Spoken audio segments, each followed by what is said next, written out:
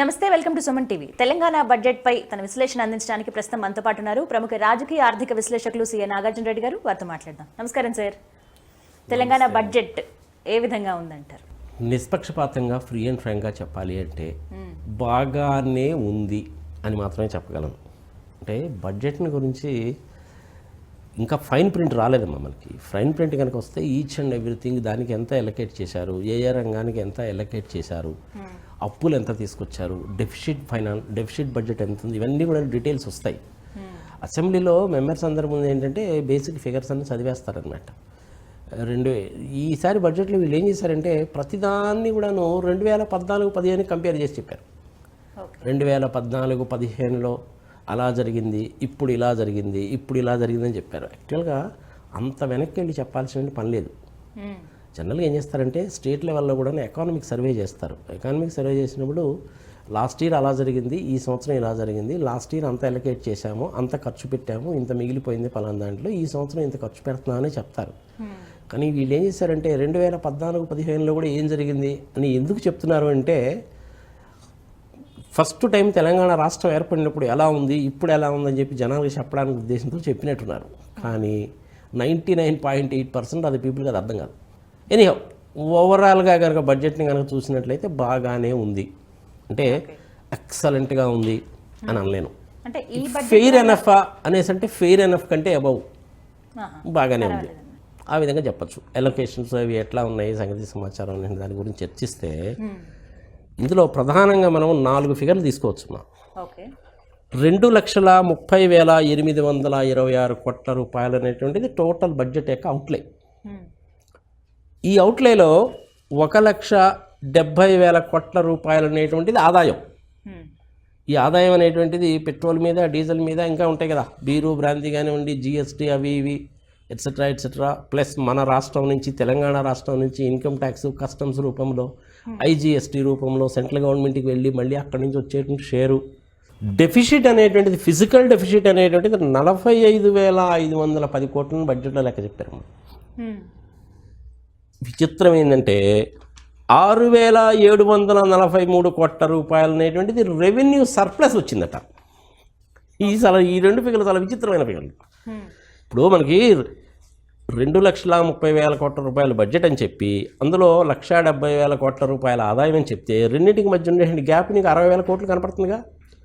ఈ 60,000 కోట్లలో 45,000 కోట్ల రూపాయలు అనేటువంటిది డెఫిసిట్ అన్నావు, 6,000 కోట్ల రూపాయలేమో రెవెన్యూ సర్ప్లస్ అంటున్నావు. మరి మిగిలిన 15,000 కోట్లు ఏంటి?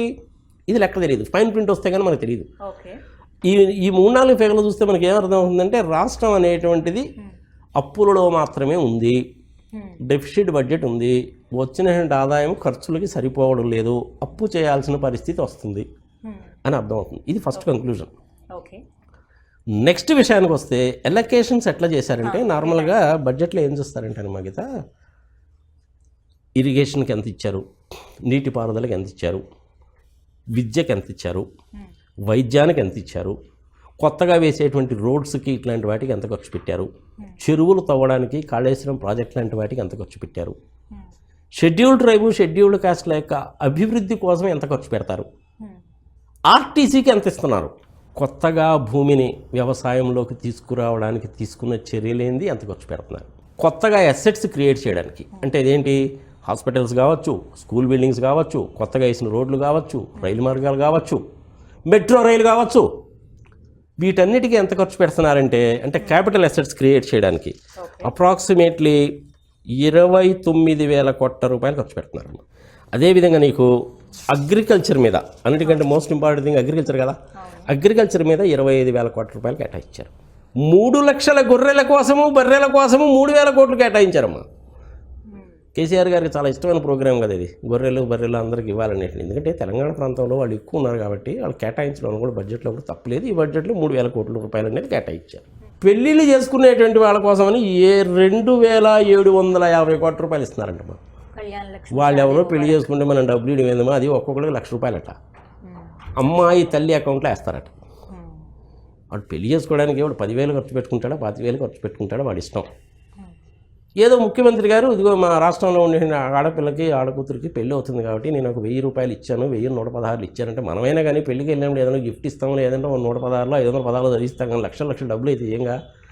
దీనికోసం అని చెప్పి 2750 కోట్లు అట్టమ్మా. ఓకే, సరే కేసీఆర్ గారు ఇచ్చారు, తీసుకుంటారు, నాకేం పెద్ద అభ్యంతరం ఏం లేదు. కానీ ఇట్లాంటివన్నీ కూడా అన్నెసెసరీ ఎక్స్పెండిచర్స్. హ్యాండ్లూమ్ వర్కర్స్కి 388 కోట్లు ఇచ్చారు, చేనేత కార్మికులు. పాపం చేనేత కార్మికుల పరిస్థితి అనేటువంటి చాలా దీనస్థితిలో ఉంటారు కాబట్టి వాళ్ళకి ఇచ్చినా కానీ తప్పలేదు. ఎమ్మెల్యేలకి ఎమ్మెల్సీలకి ఒక్కొక్కళ్ళకి వాళ్ళ నియోజకవర్గాన్ని అభివృద్ధి చేసుకోవడానికి కోసం అని చెప్పి 5 కోట్ల రూపాయలు ఇస్తున్నారు. ఇంతకుముందు అదేదో 1.5-2 కోట్లు ఇచ్చేవాళ్ళు, ఈసారి 5 కోట్లు చేశారు. వాళ్ళ మీద టోటల్గా గవర్నమెంట్ పెడుతున్న ఖర్చు 800 కోట్లు. కొత్తగా సెక్రటేరియట్ కడుతున్నా అన్నారు ఆయన, దానికి 610 కోట్లు కేటాయించారమ్మా ఈ బడ్జెట్లో. మోడీ గారు ఢిల్లీలో కట్టేటువంటి కొత్త పార్లమెంటు భవనానికి, అంటే ఇది ఇంచుమించుగా 750 మంది ఎంపీలు ఉంటారు, ఇంకో 400 మంది రాజ్యసభ మెంబర్స్ ఉంటారు, వాళ్ళకి సంబంధించినటువంటి లోపల ఆఫీసెస్కి అన్నిటికీ కలిపి I think it's around 950 crores. ఇది దేశం మొత్తానికి సంబంధించిన పార్లమెంట్ బిల్డింగ్కి. ఇక్కడ అసెంబ్లీ కట్టడానికన్నా ఈ సెక్రటేరియట్కి మటుకు 610 కోట్లట. సార్, ఇక్కడ ప్రత్యేకించి ఈ రంగానికి అంటే ఏ రంగాలకి ఎంతెంత ఎలకేట్ చేశారు, వాటి అంటే తర్వాత వాళ్ళ అంటే డెవలప్మెంట్ కోసం ఎంతగా ఉపయోగపడబోతున్నాయి అవి?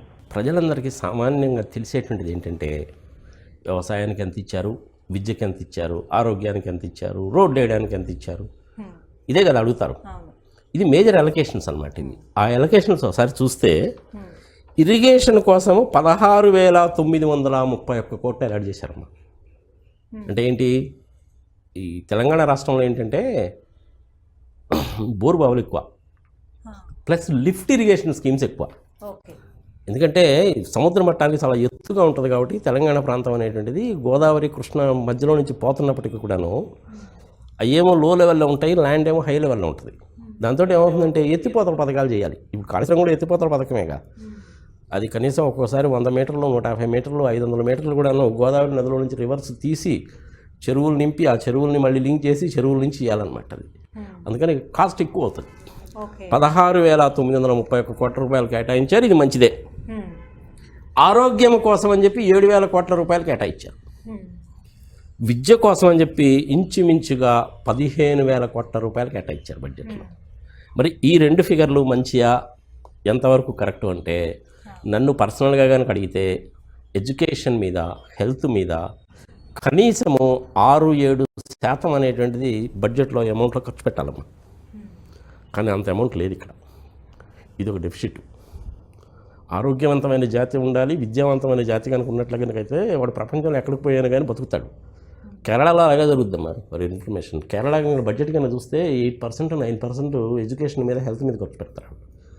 అందుకని మీకు చూడండి, మీకు కేరళ నుంచి ప్రపంచవ్యాప్తంగా జనాలందరూ కూడాను గల్ఫ్ కంట్రీస్లో ప్రతి 10 మంది ఇండియన్స్లో 5 అక్కడికి వచ్చినోడే ఉంటారు. ఇంకా అక్కడ దాకా ఎందుకమ్మా, టెన్సింగ్ గారు ఉన్నారు, ఆయన ఫస్ట్ హిమాలయ పర్వతాలు ఎక్కాడు కదా, 8,600 మీటర్ల ఎత్తుండే హిమాలయ పర్వతం ఎక్కాడు కదా, భారతదేశ జెండాను పాతాడు కదా. ఆయన అక్కడ జెండాను అక్కడ పాతంగానే కేరళ నుంచి పోయినటువంటి వాడు టీ కావాలి సార్ అని అడిగాట. అంటే వాడు ప్రపంచవ్యాప్తంగా అలా స్ప్రెడ్ అయి ఉంటారని అర్థం అనమాట. సో ఆ విధంగా ఖర్చు పెట్టారు. హోంశాఖకి అంటే పోలీస్ డిపార్ట్మెంట్కి 6,400 కోట్ల రూపాయలు కేటాయించారు. అంటే ఇప్పుడు మనకి కొత్తగా హైదరాబాద్లో టీఆర్ఎస్ వాళ్ళ భవన్ పక్కనే కడుతున్నారు కదా కంట్రోల్ రూమ్, ఇట్లాంటి దానికోసము కొత్తగా వెహికల్స్ కొనడానికి, వైర్లెస్ సెట్లు కొనడానికి, కంట్రోల్ రూమ్స్ పెట్టడానికి, కొత్తగా స్టాఫ్ని రిక్రూట్ చేసుకోవడానికి, ఇట్లాంటి వాటిని కలిపి 6,400 కోట్ల రూపాయలు కేటాయించారు. పంచాయతీరాజ్ వ్యవస్థ కోసము 29,270 కోట్ల రూపాయలు కేటాయించారు, ఇది మంచిదే. పవర్ సెక్టార్ కోసము 11,046 కోట్ల రూపాయలు కేటాయించారు. అంటే కొత్తగా ప్లాంట్లు పెట్టడానికి, ట్రాన్స్మిషన్ లైన్స్ వేయడానికి, ఇట్లాంటి వాటన్నిటికీ. కానీ ఇందులో ఒక విచిత్రమైన ఫిగర్ ఏంటంటే పవర్ సబ్సిడీ కింద 10,000 కోట్లు కేటాయించారు. ఈ 11,000 కోట్ల రూపాయల్లో ఈ 10,000 కోట్ల రూపాయలు ఉందా, ఇది సపరేటానా అనేటువంటిది మనకు ఫైన్ ప్రింట్ చూస్తే కానీ తెలియదు. అగ్రికల్చర్ కోసము 25,000 కోట్ల రూపాయలు కేటాయించారమ్మా. షెడ్యూల్డ్ క్యాస్ట్ల అభ్యున్నతికి 21,306 కోట్లు, మంచిదే.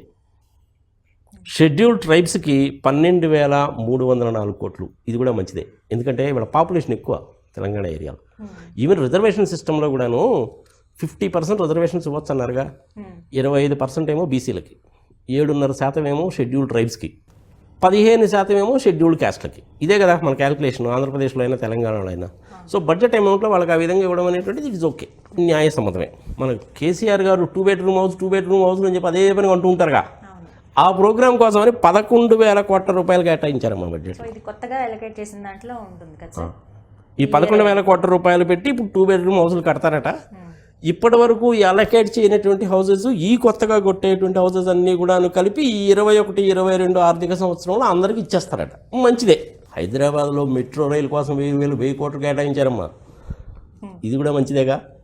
కానీ విచిత్రం ఏంటంటే ప్రస్తుతం నడుస్తున్నటువంటి సబర్బన్ ట్రైన్స్ ఏవైతే ఉన్నాయో వాటిని ఏమో ఆపేశారు కేంద్ర ప్రభుత్వం వాళ్ళు.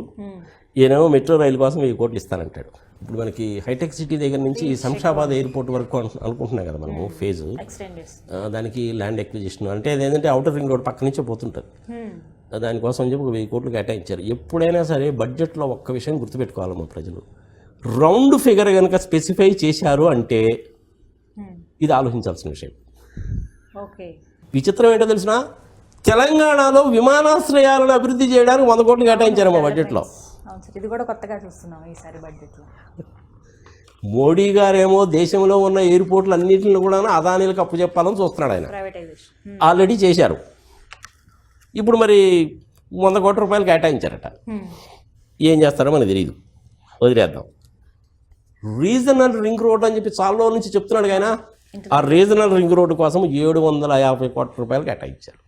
ఇదంతా కూడా భూసేకరణకి ప్లస్ మెటీరియల్ ప్రొక్యూర్ చేసి చేయడానికి సంఘ సమాచారం. ఇది మంచిదే. నష్టాల్లో నడుస్తున్నటువంటి ఆర్టీసీని బలోపేతం చేయడానికి 3,000 కోట్ల రూపాయలు కేటాయించారు. కొత్తగా బస్సులు కొనడం కానీ ఇంకోటి కానీ సంగతి సమాచారం. అది కూడా మంచిదే. అది పబ్లిక్ ట్రాన్స్పోర్ట్ కదా మరి. ఆర్టీసీ బస్సులు కనుక లేకపోతే పల్లెటూళ్ళకి బస్సులు ఎట్టపోతాయి. ఇప్పుడు జేసీ దివాకర్ రెడ్డి గారు కానీ లేకపోతేనేమో కేసినేని నాని కానీ blue star, morning star, evening స్టార్లు వీళ్ళందరూ హైదరాబాద్ నుంచి విజయవాడకి, హైదరాబాద్ నుంచి బెంగళూరుకి, చెన్నైకి, షిరిడీకి, బాంబేకి, పూనాకి తిప్పమంటే తిప్పుతారు. ఆరెంజ్ ట్రావెల్స్ వాడదైతే అసలు యాక్చువల్గా హైదరాబాద్ నుంచి ఢిల్లీకే వస్తుంది. చాలామంది తెలియదు ఈ సంగతి కదా. ఇప్పుడు మహబూబ్ నగర్ దగ్గరలోనే దామరగిద్దాన ఊరుందమ్మా, చిన్న ఊరు. ఆ ఊళ్ళో బ్యాంక్ కూడా ఉంది, చేనేత కార్మికులు కూడా ఉన్నారు అక్కడ. జేసీ దివాకర్ రెడ్డి గారిని మహబూబ్ నగర్ నుంచి హైదరాబాద్ నుంచి దామరగిద్ద బస్సు తిప్పుతాడా? కానీ ఏపీఎస్ఆర్టీసీ వాళ్ళు తిప్పుతారు. అందుకని ఏపీఎస్ఆర్టీసీకి నష్టం వస్తుంది. ఆ నష్టాన్ని అట్లాంటి వాటిని భరాయించడానికి కోసం అని చెప్పి 3,000 కోట్లు కేటాయించారు. మంచిదే. వరంగల్ మున్సిపల్ కార్పొరేషన్లో అండర్ గ్రౌండ్ డ్రైనేజ్ కావచ్చు, అభివృద్ధి కావచ్చు, రోడ్ల వైడనింగ్ కావచ్చు, ఇంకోటి కావచ్చు 250 కోట్లు కేటాయించారు. ఖమ్మం కూడా ఇంపార్టెంట్ టౌన్ కాబట్టి 150 కోట్ల రూపాయలు కేటాయించారు. రైతులకి క్రాప్ ఇన్సూరెన్స్ స్కీమ్ ఉందిగా, 1,200 కోట్ల రూపాయలు కేటాయించారు. రైతులకు బెనిఫిట్ అయింది. రుణమాఫీ అనేటువంటిది అప్రాక్సిమేట్లీ 5,000 కోట్ల రూపాయల రుణమాఫీ చేశారమ్మా. రైతు భరోసా అనే ఒక ప్రోగ్రామ్ ఇచ్చారుగా. ఈ ప్రోగ్రామ్ అనేటువంటిది వరల్డ్ వైడ్గా అందరూ అప్రిషియేట్ చేశారమ్మా. అది వేరే స్టేట్ గవర్నమెంట్స్ వాళ్ళు కూడా చాలామంది అడాప్ట్ చేశారు. యునైటెడ్ నేషన్స్ ఆర్గనైజేషన్ వాళ్ళు కూడా దీన్ని అప్రిషియేట్ చేశారు ఈ ప్రోగ్రామ్ని. తెలంగాణలో చేపట్టినటువంటి రైతు భరోసా ప్రోగ్రాం ఒకటి, తర్వాత మంచినీటి సౌకర్యాన్ని కల్పించిన ఒకటి, వీటిని ఈవెన్ యునైటెడ్ నేషన్స్ వాళ్ళు కూడా అప్రిషియేట్ చేశారు కూడా అసెంబ్లీలో చెప్పుకుంటారు, తప్పులేదు. దానికోసం అని చెప్పి 14,800 కోట్లు కేటాయించారు రైతు భరోసా కంటే. ఫస్ట్ క్రాప్ సెకండ్ క్రాప్ కలిపి ఎకరానికి ఫస్ట్ క్రాప్ 4,000, సెకండ్ క్రాప్ 4,000 రూపాయలు చొప్పున 8,000 రూపాయలు ఇస్తున్నారు అన్నమాట. అది రైతు భరోసా. పెన్షన్ స్కీమ్స్ కింద పెన్షన్స్ కోసం అని చెప్పి అప్రాక్సిమేట్లీ పెన్షన్స్కి కూడా 11,000 కోట్ల రూపాయలు ఇస్తున్నారమ్మా, కేటాయించారు పెన్షన్స్కి కూడా. కానీ ఇక్కడ ఒక విచిత్రమైన విషయం ఏంటంటే తెలంగాణ మొత్తానికి ఉన్నటువంటి భూభాగము 2,76,00,000 ఎకరాలు. అందులో ఫారెస్ట్ ఏరియా అనేటువంటిది అప్రాక్సిమేట్లీ 67 లక్షల ఎకరాలు పోయింది కదా. సో మిగిలిందేగా, ఇంక మరి మిగిలేది. ఆ మిగిలింది ఎంత ఉంటుంది ఒకసారి తీసేస్తే నీకే తెలుస్తుంది. 2,76,00,000 నుంచి అది కన్నా తీసేస్తే ఐ థింక్ అప్రాక్సిమేట్లీ 2,08,00,000 ఎకరాలు, 2,09,00,000 ఎకరాలు వస్తుంది. కానీ ఇక్కడ ఒక చిన్న మిస్టేక్ ఏం చేశారంటే, మరి పర్పస్ఫుల్గా చేశారా, ఇంటెన్షనల్గా చేశారా, బై మిస్టేక్ చేశారా నాకైతే తెలియదు. తప్పు పట్టాలనేది నా ఉద్దేశం కాదు, సరి చేసుకోండి అని మాత్రమే చెప్తున్నా. మిగిలినటువంటి ల్యాండ్ 2,07,00,000 ఎకరాలు మాత్రమే వస్తుంది ఫారెస్ట్ ఏరియా పోంగా. మరి అందులో హైదరాబాదు, వరంగల్, నిజామాబాదు, ఆదిలాబాదు, కరీంనగర్, కామారెడ్డి, బాన్స్వాడ, బోధన ఇవన్నీ ఉన్నాయిగా, నల్గొండ, మిర్యాల కూడా ఇవన్నీ ఉన్నాయిగా. ఇవన్నీ జనవాసాలుగా. ఇవి కాకుండా నేషనల్ హైవేస్, రోడ్ వేస్ ఇవన్నీ కూడా ఉంటాయిగా. ఎంత తీసేస్తే నీకు అల్టిమేట్గా భూమి ఎంత మిగులుతుందంటే 2 కోట్ల ఎకరాల కంటే ఉండదు. ఓకే. కానీ 2,10,00,000 ఎకరాలకి నీటి సౌకర్యం కల్పిస్తూ ఉంటారు. ఇది ఎక్కడో there is some mistake somewhere. ఇది ఎక్కడో మిస్టేక్ జరిగింది. ఇది ఒక్కసారి ఇది రెక్టిఫై చేసుకోవాలి. ఇది సబ్జెక్ట్ టు కరెక్షన్. అగ్రికల్చర్ చేస్తారు కాబట్టి 25,000 కోట్ల రూపాయలు అనేది కేటాయించారు, బాగానే ఉంది. పవర్ సబ్సిడీ 10,000 కోట్ల రూపాయలు ఆల్రెడీ మనం చెప్పుకున్నాం. ఇట్లా కాకుండా ఇంకా చిన్న చిన్న వాటిని కనుక చూస్తే ఇక ఐటీ సెక్టార్కి కనుక వస్తేనమ్మా మనం ఐటీ సెక్టార్ కోసం అని చెప్పి ఏం చేశారంటే 360 కోట్లు కేటాయించారు. తెలంగాణలో ఎస్పెషల్లీ హైదరాబాద్లో ఐటీ సెక్టార్ బాగా డెవలప్ అయింది కదా, మనకు తెలిసిందే. భారతదేశం నుంచి జరిగేటువంటి ఐటీ ఎక్స్పోర్ట్స్లో ఇంచుమించుగా 1,40,000 కోట్ల రూపాయల ఎక్స్పోర్ట్స్ అనేటువంటిది ఒక హైదరాబాద్ నుంచే జరుగుతుంది. ఇప్పుడు 2 టైర్ సిటీస్లో కూడా డెవలప్ చేయడానికి కోసం ప్రపోజల్ పెట్టారు, మంచిదే. Warangal is a good place, no doubt about that. అట్లనే ఉంటాయి. అదేవిధంగా ఫార్మా ఇండస్ట్రీ కూడా హైదరాబాద్ బాగానే డెవలప్ అయిందిగా, అలాంటి వాటికి ఎంకరేజ్మెంట్ ఇస్తారు. తెలంగాణ హబ్ అని పెట్టారు ఒకటి, టీ హబ్ అని, చాలా ప్రామినెంట్. అది వరల్డ్ వైడ్ కూడా చాలా ఫేమస్. ఇది హైదరాబాద్కి సంబంధించిన టీ హబ్ అనేటువంటి. ప్రతి తెలంగాణ వ్యక్తికి కూడా యావరేజ్ ఇన్కమ్ ఎంత ఉంది అనేసి అంటే 2,27,000 రూపాయలు అంటమ్మా సంవత్సరానికి పరాణం. అంటే అప్రాక్సిమేట్లీ ఒక 26,000 27,000 అనుకో నెలకి వాడి సంపాదన. కానీ అందరికీ ఉంటుందంటే ఉండదు, యావరేజ్ సంపాదన అనమాట ఇది. కానీ ఓవరాల్గా ఇండియా మొత్తం మీద చూసుకుంటే యావరేజ్ సంపాదన ఎంత అంటే 1,27,000. కానీ తెలంగాణలో ఇంచుమించుగా 2,72,000 అంటే భారతదేశంలో వేరే చోట కంపేర్ చేస్తే మనం బాగానే ఉన్నాం లెక్క. ఈవెన్ సాఫ్ట్వేర్ ఎక్స్పోర్ట్స్లో కూడా బాగానే ఉన్నాం, ఫార్మా ఇండస్ట్రీలో కూడా బాగానే ఉన్నాం. టీ హబ్ బాగానే ప్రామినెంట్గానే ఉంది. హైదరాబాద్లో మంచి వాతావరణము, మంచి రెవెన్యూ కూడా జనరేట్ చేస్తుంది. తెలంగాణ రాష్ట్రంలో 1,200 ట్రాక్టర్లు డిస్ట్రిబ్యూట్ చేశారటమ్మా ఇప్పటివరకు. ఇప్పుడు వాళ్ళు చెప్పేటువంటి దాని ప్రకారం తెలంగాణలో చెత్తను తీసుకెళ్లేటువంటి దానికి ఉపయోగించేటువంటి ట్రాక్టర్స్ లేనటువంటి గ్రామమే లేదట తెలంగాణలో. నేను కూడా చూసాను, చాలా వరకు కరెక్ట్. ఇది అన్ని గ్రామ పంచాయతీలకు కూడాను ట్రైలరు ఇచ్చారు. ఆ చెత్తను తీసుకెళ్ళి డంప్ యార్డ్ అనేది కూడా పెట్టారు. అంటే ఇంతకుముందు మనకు బందీలు దొడ్డి అంటారు చూసావు, అట్లాంటి డంప్ యార్డ్స్ కూడా పెట్టారు. This is the part of the Swachh Bharat programme. అందుకని దీన్ని చూసుకొని దృష్టిలో పెట్టుకునే సెంట్రల్ గవర్నమెంట్ వాళ్ళు కూడా అవార్డు ఇచ్చారు తెలంగాణకి. తెలంగాణ రాష్ట్రంలో అగ్రికల్చర్ ప్రొడక్షన్ ఎంత అంటే ఇంచుమించుగా 4,11,000 మెట్రిక్ టన్నులు. ఈసారి కొత్తగా ఒక స్కీమ్ తీసుకొచ్చారు మా. ఇప్పుడు నిన్న దాకా ఏంటంటే మనకి పామాయిల్ ఇంపోర్ట్ చేసుకునేవాళ్ళం, మోస్ట్లీ మలేషియా నుంచి ఇంపోర్ట్ చేసుకునేవాళ్ళం. తెలంగాణ గవర్నమెంట్ వాళ్ళు ఏం చేశారంటే కేసీఆర్ గారికి మంచి నాలెడ్జ్ ఉందమ్మా, నో డౌట్ అబౌట్ దట్. నేను కూడా ఆయనతో ఒకసారి పర్సనల్గా ఇంటరాక్ట్ అయ్యాను. గోదావరి రివర్ ఎక్కడ పుట్టింది, ఎన్ని కిలోమీటర్లు ప్రయాణిస్తుంది, అది మహారాష్ట్రలో ఎన్ని కిలోమీటర్లు, కర్ణాటకలో ఎన్ని కిలోమీటర్లు, అంటే కర్ణాటకలో ఉండదనుకో తక్కువ, తెలంగాణలో ఏంటి, తర్వాత ఆంధ్రప్రదేశ్ నుంచి బంగాళాఖాతాన్ని కలుస్తుంది, ఎక్కడెక్కడ ఎంతెంత ఎత్తులో ఉంటుంది, ఎక్కడెక్కడ ఎంత నీటి లభ్యత ఉంది కూడా చెప్పాడు మనకి. ఈ గోదావరి నదిలోకి వచ్చేటువంటి ఉపనదులు కొన్ని ఉంటాయి, ఇది మంజీరా అని సబరి అని ఉపనదులు ఉంటాయి కదా, ఆ ఉపనదుల్లో ఎంత నీటి లభ్యత ఉంది కూడా చెప్పాడు నాకు 2012లో. Is a knowledgeable person, no doubt, అందులో మటుకు సందేహమే లేదు. అంటే అఫ్కోర్స్ అప్పుడప్పుడు అంటూ ఉంటాడు అనుకోండి, బోడి ఎవడని వదిలే పెద్ద పట్టించుకోవాల్సిన పని లేదు. ఈ పామాయిల్ అనేది మనం ఇంపోర్ట్ చేసుకుంటాం కదా, ఈ పామాయిల్ని ఎక్కువగా పెంచితే కనుక రైతులకు కూడా బాగా ఉపయోగం ఉంటుంది, ఇండియాకి కూడా బాగా ఉపయోగపడుతుంది. ఫారెన్ ఎక్స్చేంజ్ రిజర్వ్స్ అనేటివి కూడా పెరుగుతాయి మనకి ఇండియా ఉద్దేశంతో. ఎకరానికి 30,000 రూపాయల సబ్సిడీ ఇవ్వడానికి తెలంగాణ గవర్నమెంటు ఒక మంచి కార్యక్రమం తీసుకుంది. 8 లక్షల ఎకరాల్లో పెంచాలి అనేటువంటి ఉద్దేశం. ఒకసారి పామాయిల్ తోట కనుక వేస్తే ఏమవుతుందంటే 4 సంవత్సరాల దగ్గర నుంచి అది క్రాప్ చేయడం మొదలు పెడుతుంది. అది 30 సంవత్సరాల దాకా క్రాప్ ఇస్తుంది. దానికి ఎకరానికి 30,000 రూపాయలు సబ్సిడీ ఇస్తున్నారు. ఇట్స్ ద గుడ్ ప్రోగ్రామ్, ఇది మంచి ప్రోగ్రామ్ ఇది. సో ఇట్లా పంచాయతీ రాజ్కి ఇచ్చిన allocations, schedule tribe, schedule caste, సంఘ సమాచారం అనేటువంటిది బడ్జెట్ ఎలకేషన్స్ బాగా ఉన్నాయి. నాకు చాలా సంతృప్తికరంగానే ఉంది. కానీ అసంతృప్తికరమైనటువంటి విషయం ఏంటంటే 45,510 కోట్ల రూపాయల డెఫిసిట్ బడ్జెట్ని ఎలా పూడుస్తారనేటువంటిదే $1 బిలియన్ క్వశ్చన్. దీని మూలకంగా ఏమవుతుందంటే మళ్ళీ రిజర్వ్ బ్యాంక్ దగ్గరికి పరిగెత్తి అప్పు తెచ్చుకోవాలి, లేదంటే సెంట్రల్ గవర్నమెంట్ దగ్గర నుంచి అప్పు తెచ్చుకోవాలి, లేదంటే వరల్డ్ బ్యాంక్ దగ్గర నుంచి అప్పు తెచ్చుకోవాలి. మరి ఆ అప్పుకు మళ్ళీ వడ్డీ కట్టాల్సి వస్తుందిగా, ఆ భారం ప్రజల మీద పడుతుంది. ప్రజల మీద పడుతుంది. మళ్ళీ పెట్రోల్ మీద, బీరు మీద, బ్రాందీ మీద రేట్లు పెంచుతారు. అందుకని ఈ 45,510 కోట్ల రూపాయల అప్పు అనేటువంటిది ఎలా చేస్తారు, ఎక్కడి నుంచి తీసుకొస్తారు, ఏం తీసుకొస్తారు అనేది చూడాల్సినటువంటి అవసరం అయితే మటుకు ఉంది.